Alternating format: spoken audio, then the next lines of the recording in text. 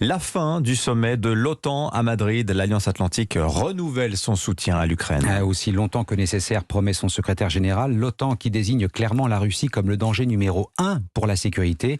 L'Alliance Atlantique renforce d'ailleurs son propre dispositif. Plus de 300 000 hommes mobilisables à tout moment. Est-ce possible? Les explications de notre envoyé spécial à Madrid, William Molinier. Le secrétaire général de l'OTAN a-t-il fait une annonce prématurée? C'est en tout cas l'avis d'un haut gradé français. Impossible à ce stade d'envoyer sur un terrain de guerre en urgence 300 000 soldats issus de 30 nationalités différentes. Et ce, en moins de 15 jours, sans compter les équipements, le soutien logistique, les transmissions.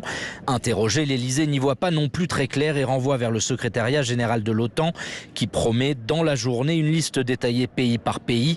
On finit par comprendre que l'annonce de ces 300 000 soldats est davantage un étiquetage plutôt qu'une réelle mobilisation, des forces théoriques en réserve et qui tourneraient régulièrement entre les États membres. À cela, il faudrait ajouter les contingents prépositionnés dans les pays d'Europe de l'Est, jusqu'à 5 000 par brigade. Attention aux chiffres, prévient prudente une source militaire. Gonfler les muscles, c'est aussi ce qu'a fait hier Washington, qui a annoncé la présence de 100 000 soldats américains sur le sol européen.